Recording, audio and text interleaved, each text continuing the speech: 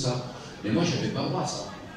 Alors ma tante faisait signer son programme, comme des millions de gens après dans les spectacles, à l'issue des concerts. Et en fait, et un jour, j'ai enfin pu franchir la porte des coulisses. Donc c'est comme ça, et vous savez, on veut toujours aller à l'interdit. Hein. Et je comprenais pas pourquoi j'allais pas dans les coulisses, moi. Je disais, mais pourquoi j'y vais pas, moi? Donc, et puis après, j'ai passé ma vie dans les coulisses. Donc comme quoi, voilà, ce sont des vocations. Je pense qu'on fait des métiers de vocation. Oui, sincèrement. Alors, est-ce que réellement vous aviez tout à fait envie de commencer un petit peu dans les people, pour ainsi dire, hein, puisque toutes les personnes que vous avez, qui sont prestigieusement connues, on parle de Sardou, on parle de Hallyday, etc., etc. Est-ce qu'il y avait une tendance personnelle à aller vers ce créneau-là? Oui et non. Ça m'a toujours fasciné les gens qui chantaient. Moi, je n'ai jamais voulu être chanteur. J'ai toujours voulu être impresario, comme on disait autrefois quand j'étais enfant. Mais je n'ai jamais voulu chanter. C'est bien la seule chose que je n'ai pas faite. J'ai chanté qu'une fois, vous avez dû le voir à la télévision, dans l'émission Fiesta Patrick Sébastien, parce qu'il fêtait cette année-là son 40e anniversaire de son arrivée à Paris. Donc c'était en 2014. Il est arrivé le jour de son anniversaire, en novembre 1974. Et il m'avait dit, à chaque fois qu'il me voyait, il me disait « Ah, c'est Jérôme ». Il trouvait que je ressemblais à c'est Jérôme. Oui, quelque part. Donc, il me dit « Écoute, la prochaine fiesta, je vais te grimer je vais te faire grimer en c'est Jérôme ». Moi, j'avais dit « Bon, je dis à Patrick Sébastien, je dis oh, c'est pas grave, ça va lui passer, il y en aura d'autres meilleurs que moi. » Et puis arrive le moment de la fiesta. Et alors il me dit, c'est en direct de l'Olympia, en direct sur France Télévisions, le soir, France 2. Et puis j'ai chanté en direct avec ma vraie voix en c'est Jérôme, parce que j'ai dû travailler avec un prof de chant, c'est un métier chanteur. Hein. Ah oui, c'est un vrai métier. Hein. Oui. Et puis donc je chantais avec un orchestre, alors j'ai commencé ma carrière le même soir que je l'ai arrêté. En fait. Donc j'ai chanté, alors j'ai tout fait le même soir. J'ai fait l'Olympia, le direct, le grand orchestre, en direct sur France 2. J'ai tout fait le même soir. C'est vrai. Qui dit mieux. Oui, non, mais franchement, je dis, j'ai commencé le même soir que j'ai arrêté. Donc, au moins, j'étais débarrassé de ça. Et c'est vrai que chanter à l'Olympia, c'est un truc formidable. Parce que j'avais jamais compris, et Dieu sait si j'ai vu beaucoup de spectacles à l'Olympia depuis que je fais ce métier, il y a un peu plus de 40 ans. J'en ai vu des spectacles à l'Olympia. Mais quand on est dans la salle, rien à voir quand on est sur la scène. Et en fait, c'est un couloir quand on est sur la scène. On voit une espèce de couloir. Et puis quand les gens applaudissent, quand ils font les bravos, ça fait comme un appel d'air en fait. Je comprends que les mecs rayonnent sur scène comme ça, les chanteurs sont rayonnants quand ils prennent les bravos, parce qu'il y a un vrai effet. Il y a une énergie qui dégage, c'est exactement le mot que je cherche. Et puis ce sont des bravos quand même, ce ne sont pas des tomates comme on jetait avant aux artistes. Ça c'est une autre époque. On avait avec son kilo de tomates, non. Mais c'est vrai. Mais bon, c'est passionnant, moi je sais que c'est un métier aussi, c'est pour ça que je fais ce métier, je crois, parce que j'ai très vite, je me souviens, les premières télévisions comme attaché de presse, j'accompagnais des artistes, j'ai fait d'abord Karel Cheryl, j'ai fait des Jean-Luc Lahaye, j'ai fait Ricky Poveri, j'ai lancé des gens improbables de tout Bifri, à des retours d'Emis Rousseau, de Chantal Goya, de Michel Thor, je ne sais pas ce que j'ai pas fait. Et la première fois que je faisais des émissions de télé, je tombais avec Johnny Hallyday en télé, vous m'en parliez tout à l'heure. Tout à fait. Je tombe avec Johnny, et puis ce jour-là, Michel Drucker, je ne peux pas la raconter l'histoire à la télé. Et ce jour-là, Michel Drucker, il dit à Johnny, j'étais à 5 mètres. Il dit alors Johnny, tu es venu avec un nouvel album, et puis tu es musicien. Alors je dis oui, j'imite mal Johnny, il dit oui, je suis venu avec des musiciens internationaux. Et discrètement, Drucker lui fait no, no, no. Et Johnny fait si. Et alors, je dis c'est génial ce métier quand même. Je dis il est quand même génial ce métier. Je dis je vais rester. Et donc, c'est-à-dire que c'est... Et une autre fois, on lui avait posé la question, est-ce que vous connaissez Johnny Toulouse-Lautrec? Et Johnny fait, c'est Toulouse qui va gagner. Ça, je crois qu'on ne peut pas l'inventer. Non mais franchement, aucun auteur peut l'inventer. C'est paraît invraisemblable, et en même temps, il est extraordinaire, Johnny. Parce que moi, j'avais beaucoup de tendresse pour lui, parce que même si on s'est beaucoup moqué de lui, et en même temps, c'est parce qu'il était tendre et qu'il avait cette gentillesse, cette accessibilité, il nous ressemblait à tous. Vous savez, moi je vois dans les années bonheur avec Patrick Sébastien, moi je me trompe des fois. Eh ben on laisse. Patrick Sébastien ne coupe jamais quand on se trompe. C'est ce qui fait l'humain. C'est parce que Johnny se trompait, lui aussi. Oui, il ne savait pas, il a pas forcément une culture, au-delà de tout ça, à part le rock'n'roll et les Harley Davidson. C'est-à-dire que, mais c'est parce que d'un seul coup il avait cette espèce de fragilité absolument, et du coup il est humain, il est comme nous. Moi je me souviens dans les années bonheur, un jour j'ai fait une boulette, c'est-à-dire que je recevais Corinne Hermès qui avait remporté l'Eurovision en 1983 avec Syllabier et Cadeau. Et puis on la reçoit. Et j'avais dit par Olivien qui était à votre place, pas comme ça, et qui me parlait pendant qu'elle chantait. Il me dit, oh là là, elle a gardé une voix de ouf. Bon. Et puis Hugo Frey qui dit, oh là là, quelle chanteuse, tout ça, machin. Bon, je désannonce le disque à l'antenne.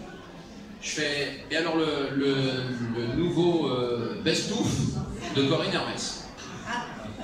Avec le bruit, la salle, le machin, les applaudissements, le machin, tout ça, c'est passé, mais tous les gens autour de la table, Nana Mouskouri, Hugo Frey, tout le monde était mort de rire, je me demandais ce que j'avais dit, moi.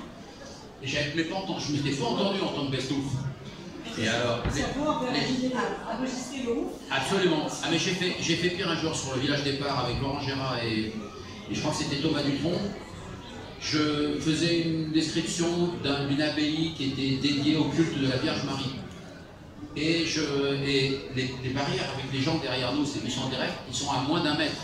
Et pendant qu'on parle, les gens parlent derrière. Donc on a des mots dans la résonance, c'est compliqué. Et moi je dis, ben voilà cette abbaye qui est dédiée au culte de la Vierge Marie.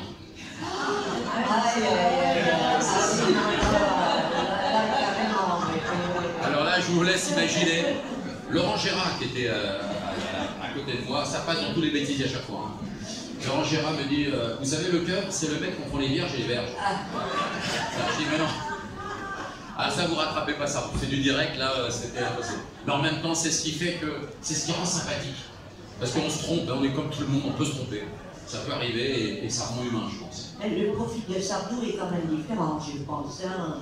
On n'aborde pas une émission avec Sardou comme celle avec Génialité. Ah si, c'est un garçon adorable.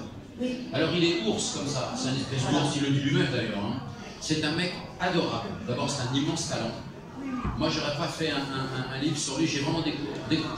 J'aimais bien Sardou, comme j'aime Serge Lama, comme j'aimais Johnny, comme j'aime Gainsbourg, comme j'aime Barbara. J'adore Barbara Oubrel, mais quand on voit l'œuvre de Sardou, le mec il a quand même vendu 80 millions de disques. Hein. Non attendez, c'est quand même hallucinant. C'est quand même des millions de Français. Hein. Oui. Et puis regardez bien ses chansons, parce qu'il est à chaque fois toujours co-auteur des chansons. Et je me suis, à texte, et je me suis fait raconter par des grands paroliers qui l'ont accompagné, comme Claude Lemay, Yves Desca, comme Pierre Delanoë, ou son compositeur attitré Jacques Revaux, évidemment. Sardou a toujours inspiré ses chansons au départ. Soit c'est sa vie qui chantait, soit c'est lui qui donnait le départ. C'est lui qui voulait faire une chanson sur le France. C'est pas Pierre Delanoë de m'appeler que j'arrive France, c'est une phrase de Sardou. Delanoë n'avait pas trouvé cette phrase. C'est un peu comme Johnny d'ailleurs, qui souvent initié des chansons. C'est-à-dire le France? Non, Johnny aussi, souvent est initié. Alors, oui, ce qui était le cas aussi pour Johnny, c'est-à-dire qu'il a écrit une centaine de titres, Johnny, on oublie, donc toute la musique que j'aime. Mais à côté de l'œuvre où il a enregistré 1350 chansons, effectivement, c'est même pas 10% de ce qu'il a chanté. Mais quand même, c'est vrai qu'il initiait les choses. Quand il déjeunait avec Jean-Jacques Goldman, par exemple, à ce moment-là, il avait rencontré une fiancée, elle venait de naître, enfin elle avait tout de suite 20 ans. Il ne savait pas comment lui dire je t'aime, il avait déjà 40 ou 45 lui. Donc il avait demandé à Goldman de lui faire une chanson, une déclaration d'un homme d'âge mûr à une femme qui pourrait être sa fille, en fait, en 2 mots. Et c'est comme ça que Goldman a fait Je te promets, qui reste la chanson préférée des Français. Super. Bien sûr, quand il a chanté Laura, Goldman lui a fait pareil, Goldman m'a raconté l'histoire, c'est-à-dire qu'il ne voulait pas faire chanson sur sa fille, mais en même temps il voulait lui rendre un hommage, il ne savait pas comment.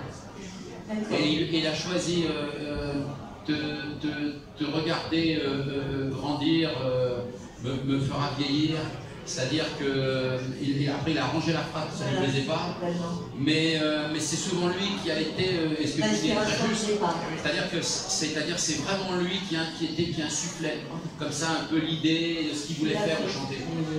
Et ça c'est important. C'est d'ailleurs comme l'histoire de Que je t'aime, où il a coupé les Que je t'aime pour les mettre les phrases étaient... Alors c'est deux chansons que je t'aime. Il a fait deux chansons, une qui s'appelait donc Que je t'aime, qui était déjà écrite par Gilles Thibault, Voilà. et une autre qui s'appelle Ce que l'amour a blessé. Et en fait, il a inversé la musique de l'une pour aller sur l'autre, et l'autre, il l'a mis sur l'une. Et c'est devenu justement Que je t'aime d'un côté et Ce que l'amour a blessé. Et ça, c'est quand même... et moi, je me souviens toujours de Johnny, j'ai dû le voir 28 fois sur scène. À chaque fois que j'allais voir, je recevais des invitations.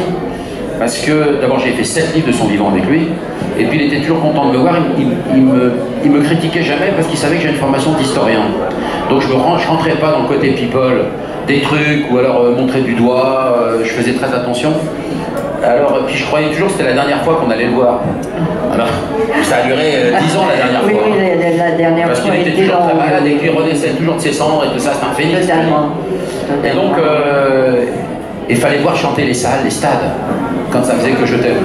Ils étaient obligés d'équiper une sonorisation spéciale dans les stades, parce que quand vous faites Que je t'aime dans un stade, le son des gens qui sont au premier rang ne chantent pas en même temps que ceux qui sont au bout, parce que le son tourne dans un stade. Et alors, c'était un équipement spécial, tout ça, et ça c'était formidable. C'est toujours assez magique, bien sûr. Alors, nous allons parler de votre parcours et merci, on vous demandera je peux faire jusqu'à demain matin. Ah oui, j'ai aucun problème. Vous le savez. On va faire le bon. Alors, monsieur Lazira, ça va se... Comme je l'ai dit, ça est entre nous, être un homme hétéro et père à 60 ans. Ouais, alors En fait... Alors, un père à 60 ans. La première fois. Il est là pour la première fois père à 60 ans. Vous voulez parler de Johnny? Oui, bien sûr. Mais vous savez, aujourd'hui, on est sur un univers qui a changé complètement, où tout est possible et en même temps tout est interdit. Je rebondis évidemment sur le titre de mon dernier livre, Interdit aux hommes. Voilà, parce que aujourd'hui les hommes ne lisent pas, ils ne lisaient pas suffisamment en tout cas les romans. Et vous pouvez montrer. Messieurs, voilà. qui lit Quels sont les hommes qui lisent des romans dans la salle? Y a-t-il un homme qui lit des romans dans la salle? C'est terrible. C'est-à-dire que depuis l'avènement des chaînes info, en fait, c'est plus facile de se poser, de regarder les infos, et puis de lire le journal, de lire quelques magazines, quelques informations. Et aujourd'hui, en fin de compte, ce qu'on disait tout à l'heure par rapport au fait d'être à 60 ans, c'était inenvisageable, ou tout au moins très rare autrefois, même si... La durée de vie était plus limitée. Voilà, même si j'ai retrouvé une cousine éloignée qui avait l'âge de mon père, mais qui était ma cousine, parce que son père, en seconde noce, avait épousé une fille de 18 ans. Donc c'était déjà une folie. Alors, voilà, moi je suis très content que vous ayez organisé cette petite conférence avec Fabien, parce que bon, Fabien aime énormément la musique française en particulier, mais on m'a confié qu'il aime aussi David Bowie, il aime aussi le rock. J'étais la semaine dernière avec Philippe Manœuvre, et on s'est bien connus aussi avec Philippe Manœuvre. On avait choisi ensemble des photos pour le livre de Michael Jackson, donc ça remonte aux années 90. Et on ignorait, lui comme moi, que quelques années plus tard, ça serait la famille de Michael Jackson qui demanderait à ce que je couvre l'événement pour organiser la première venue du père de Michael Jackson. Alors évidemment, vu l'importance du personnage, j'ai demandé à avoir un mandat et j'ai reçu le mandat signé Joseph Walter Jackson, patriarche de la première famille musicale. Alors bien entendu, on a fait de gros événements pendant plusieurs années avec le père de Michael Jackson. Et la première chose que je lui dis, c'est votre fils était vraiment le plus grand chanteur de tous les temps. Il me dit non, mon fils n'est pas le plus grand chanteur, c'est le plus grand danseur. Il y a eu Fred Astaire, John Kelly et Michael Jackson. Et ça montre un petit peu l'envergure. Et parmi les personnalités, j'ai eu la chance de me retrouver sur scène à 2 mètres de David Bowie, puisque je faisais j'étais correspondant pour l'agence de presse Imapresse. Et je me suis retrouvé avec énormément de grandes stars américaines ou anglaises ou étrangères, tout simplement parce que je parlais anglais. Et je me suis retrouvé par exemple avec Marilyn Manson, l'incontournable Marilyn Manson provocateur, et qui me dit, après avoir échangé des choses assez amusantes, parce qu'il y a beaucoup d'humour, et elle me dit, est-ce que tu veux voir ma femme? Elle fait un show exceptionnel. Alors je dis oui, bien sûr, je me retrouve avec le bracelet et j'assiste au show privé de Guy Tavanti dans la fameuse coupe de champagne. Et ça a été valable avec énormément de stars, 50 Cent. Aujourd'hui, ce qui me plaît, c'est que grâce à Internet, tout est possible. On ne se rend pas compte à quel point le fait d'ouvrir notre porte sur le monde entier, ça change la vie pour tout le monde. Je suis bien d'accord avec vous, mais si on parlait un petit peu de votre livre, oui, alors c'est intéressant. Bien entendu. Alors voilà, c'est un livre qui raconte un petit, alors une partie autobiographique et une partie sur les relations entre les hommes et les femmes. Alors évidemment, souvent on dit mon école c'est la rue. Alors mon école, moi c'est pas la rue, c'est la plage, parce que je suis de Marseille et que j'ai toujours été à la plage, j'ai appris énormément, j'ai rencontré beaucoup de gens et j'étais photographe sur les plages. Donc je raconte toutes ces scènes que vous avez tous vécues, des anecdotes, des relations entre les hommes et les femmes, des malentendus souvent, et puis j'ai eu une idée complètement folle en 1985, vous voyez, c'est pas récent, je voulais absolument voyager dans le futur, mais c'était pas possible. Alors j'ai eu l'idée de m'écrire des lettres adressées à mon futur, et j'ai adressé des courriers comme ça, à ouvrir notamment au 1er janvier 2000, et puis avec différentes étapes. Et ensuite, bon évidemment, le 1er janvier 2000, tout au moins le 2, j'ai fait les lettres inverses où j'écrivais à mon passé. Et ce sont ces textes que j'ai retrouvés suite à des déménagements que j'ai mis dans le livre. Et la dernière lettre date de quand? Ah ben la dernière, elle est, je crois, 2016, quelque chose comme ça. Voilà, donc on va découvrir tout cela. Absolument, découvrir avec plaisir. Et avec beaucoup d'humour. Oui, j'imagine. Avec beaucoup d'humour et beaucoup de finesse. D'humour et de finesse et de sensibilité. Moi, j'avais une question à vous poser. Est-ce qu'il y a des artistes avec lesquels il y a spontanément une affinité, spontanée, hein, on ressent l'un envers l'autre, et d'autres vous devez les apprivoiser, disons. Je pense par exemple, à Johnny. Johnny est un être profondément, je dis toujours présent, est un être profondément attachant, il avait son caractère, mais je pense qu'il était facile à aller vers lui. Je ne pense pas spécialement à Sardou, mais je pense par exemple à une Françoise Hardy. Je pense qu'il fallait davantage l'apprivoiser, davantage la mettre en confiance. C'est-à-dire que quand on doit travailler avec des personnalités, comme ces noms que vous citez, qui sont des noms importants, d'abord sont des êtres sensibles. Un artiste, par définition, a une sensibilité très aiguisée, très à fleur de peau. Donc il faut déjà un peu savoir ce qu'il a fait, on arrive à travers le parcours à connaître les blessures de la personne que l'on a en face. Donc il faut être psychologue très vite. En tout cas, une psychologie. Les blessures et les cicatrices. Et les cicatrices, il faut avoir une psychologie immédiate avec tous ces gens.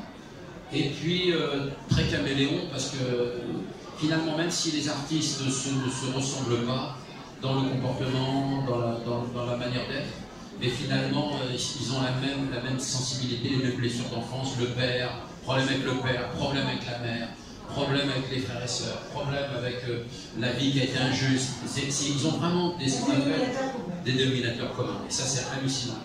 Et donc, et puis ils sont drôles, ils sont toujours très drôles les artistes, tous. Je les ai tous rencontrés, tous très drôles. Ils sont toujours drôles, mais pas avec eux-mêmes. Du tout, ils n'ont pas d'humour du tout. Moi je me souviens, une histoire que je ne peux pas raconter à la télé aussi, mais une histoire, c'était en 1980, février 1995. Lynn Renaud venait de perdre son mari, Loulou Gasté, qui était mort donc au mois de janvier. Un mois après, moi à ce moment-là, je m'occupe de Jean-Jacques Degout et Chantal Goya. Jean-Jacques Degout, qui n'est jamais à jeun le matin, ni le soir d'ailleurs. Et donc, oui, c'est vrai. Il a mis un peu d'eau dans son pain. Mais il tient debout.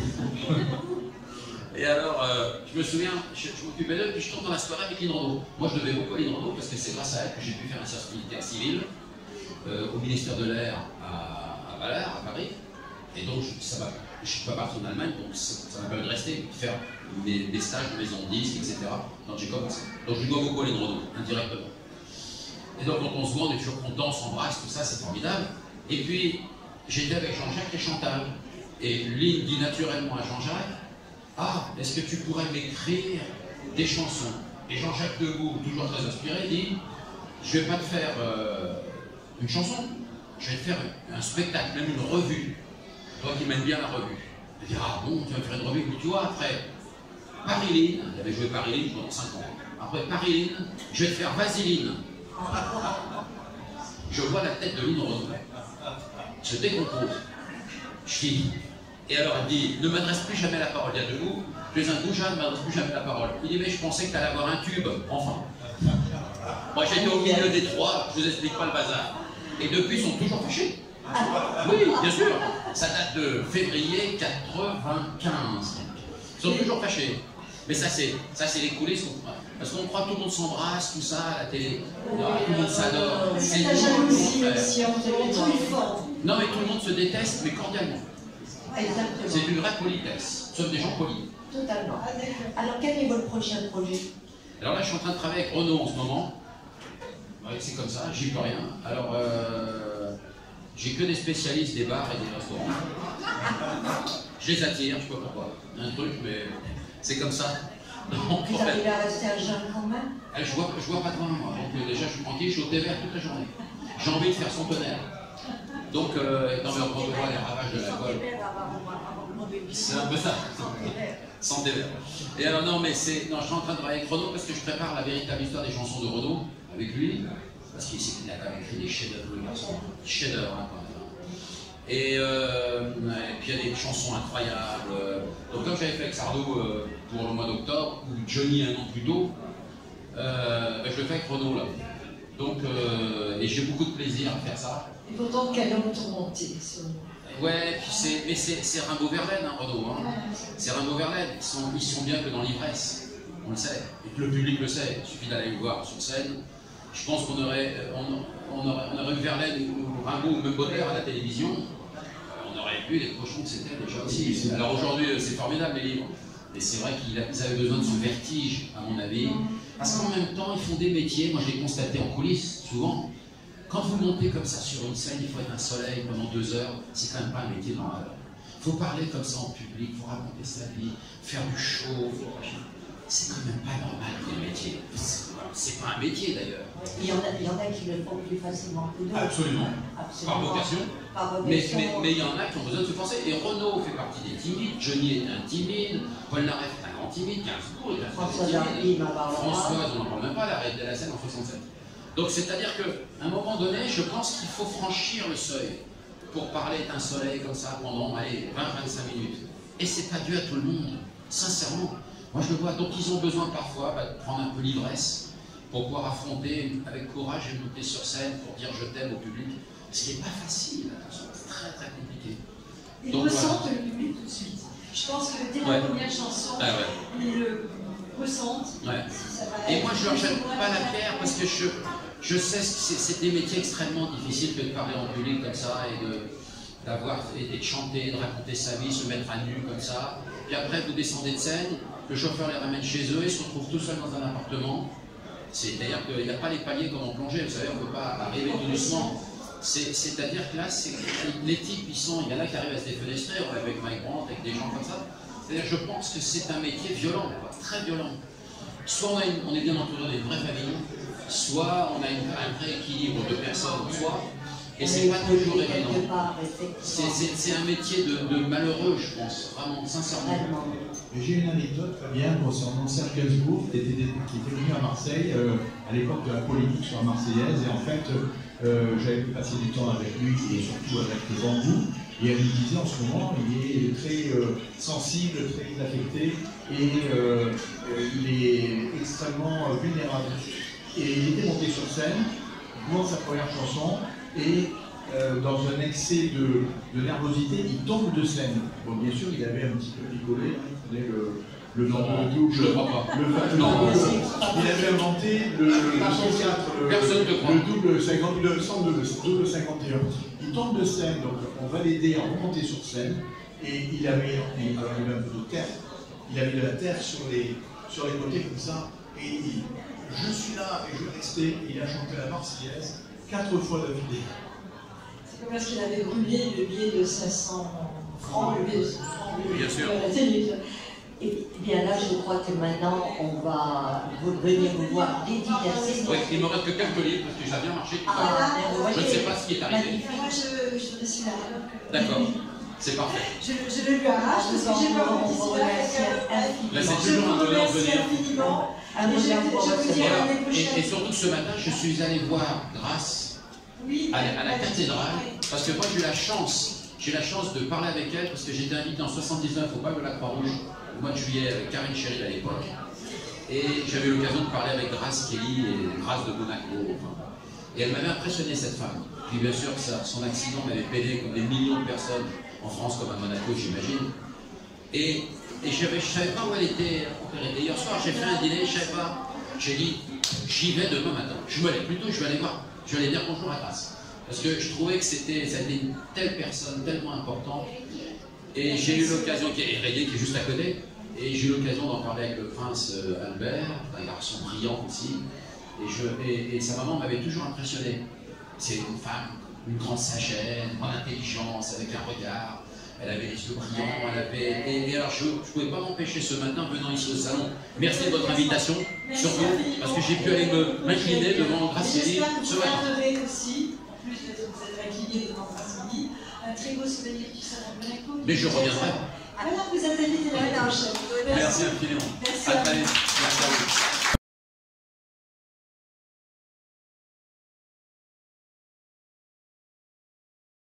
Voilà. Comme si vous repliquiez le match. Exactement. Oui, oui, oui. Et si j'ai bien fait mon boulot, vous ne pouvez pas lâcher le livre avant la fin du chapitre, qui est 11 chapitres, et si le commentateur fait bien son boulot, vous êtes accroché jusqu'à la fin du match. Alors, pour le moment, on ne peut pas juger parce qu'on va le lire. On n'hésitera pas à nous faire un retour décapant aussi. Il y aura des interros. Oui, je reviens la semaine prochaine pour relever les copies. Tout à fait, tout à fait. Oui. Alors, je pense que... Bonjour Christelle. Alors, bonjour. Le premier livre sur l'optimisme et comment chasser, évacuer en tout cas dans notre esprit déjà les personnes nocives. C'est toute une étude à faire. Et parce qu'on ne les remarque pas tout de suite, ils sont nocives. Moi je pense qu'il y a des caractéristiques nocives. Oui. En fait, je pense qu'il n'y a pas de personnes nocives ou pas nocives. Je pense qu'il y a des gens qu'on rencontre en fait et qui vont nous aider, nous porter, parce qu'ils sont positifs et bienveillants, donc super, ils vont nous donner des aides. Et puis après, il y a des gens qu'on estime être négatifs, en fait, c'est pas des gens négatifs, c'est des gens qui vont nous faire réagir sur quelque chose qu'on a besoin de travailler chez nous. Donc voilà, il faut avoir cette intelligence-là d'essayer de leur mettre une baffe tout de suite. Parce que finalement, il n'y a pas de personnes optimistes, mais ni de personnes pessimistes. On a tous un petit peu de l'optimisme, du pessimisme selon les états de notre vie. Mais prenez tellement l'optimisme parce que c'est une manière positive. C'est le fameux moitié vers le vide, moitié vers plein. Donc c'est vrai, quand il y a du problème, il y a une solution. Il y a des gens qui ont une solution pour le problème aussi. Ouais. Moi je pense que l'optimisme, c'est un muscle qui se travaille. Alors après, on est né plus ou moins avec une aptitude, on va dire, l'optimisme. Mais moi, par exemple, je suis plutôt optimiste à la base, mais je suis beaucoup moins depuis que j'ai croisé Eric tout à l'heure. Après 10 ans de travail sur moi-même, il y a tout de parler en défaut. Mais, et oui, donc en fait, j'ai mis 10 ans à être réellement optimiste, mais pour moi, l'optimisme, c'est pas être complètement béat et ne oublier toute la prudence, n'anticiper sur rien, tout ça. Non, c'est plutôt. L'optimisme, ça implique un effort. Ça implique d'aller contre notre inclination naturelle à tous, à la paresse, parfois à l'autodestruction. Donc c'est vraiment une sorte de fitness mind. Je trouve qu'au lieu de dire que les optimistes sont dans le monde des bisounours, je trouve que c'est plutôt courageux. Et surtout que ça aide à vivre mieux, donc je ne vois pas pourquoi on s'en priverait.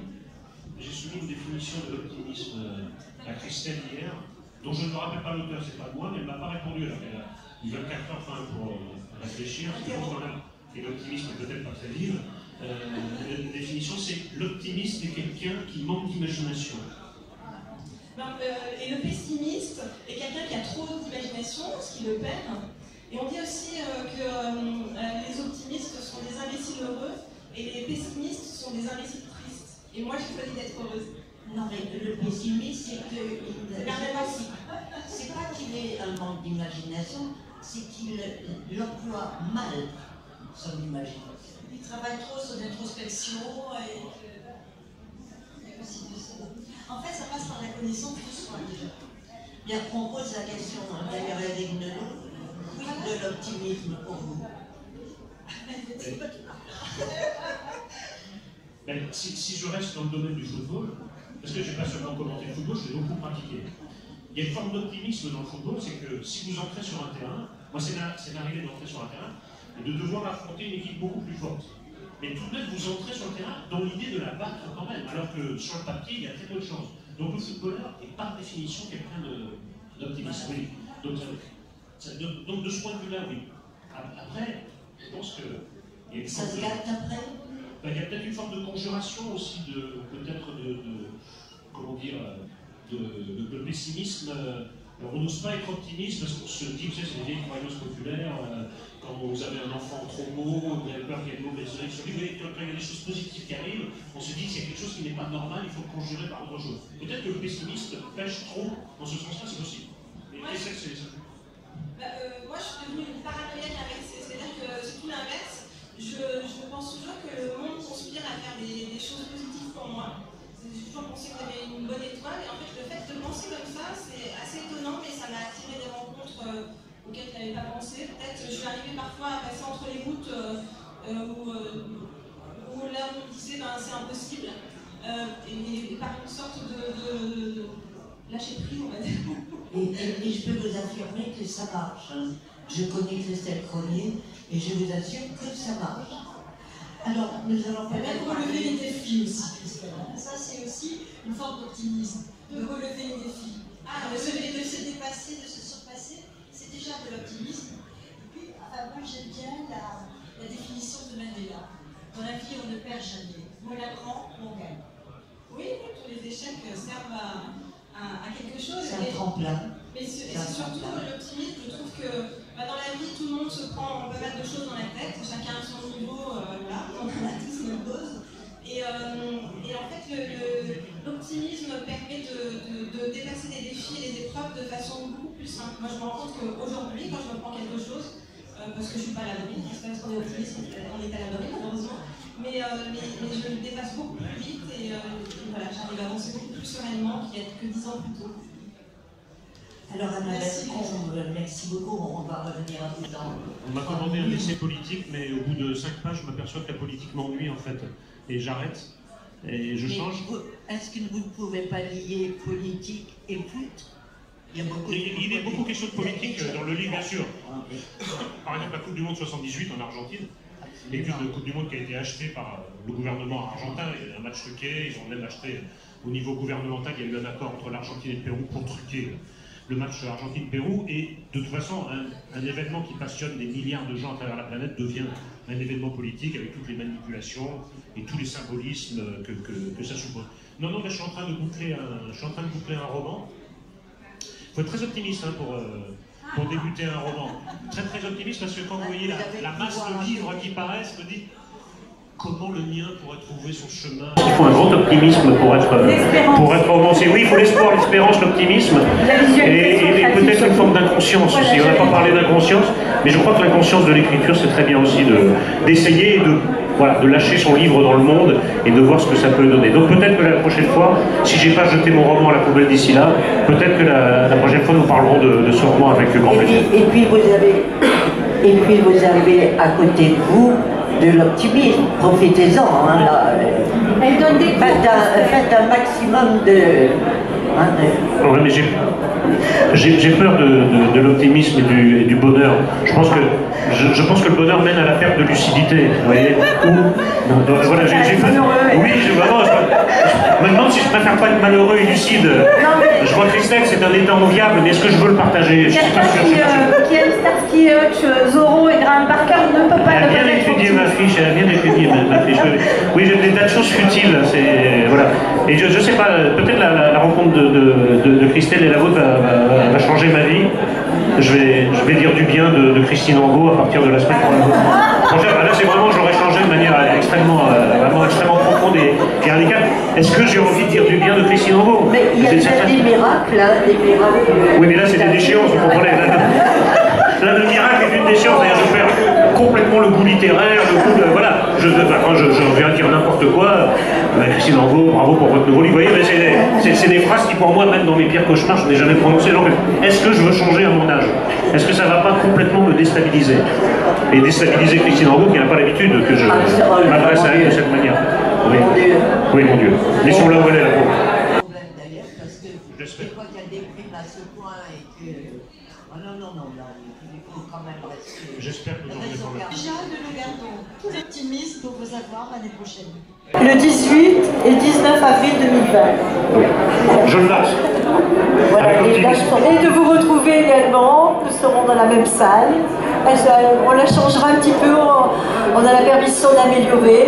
Alors de vous retrouver, notez bien les dates, 18 et 19 avril 2020. Mais avant, continuons ce salon.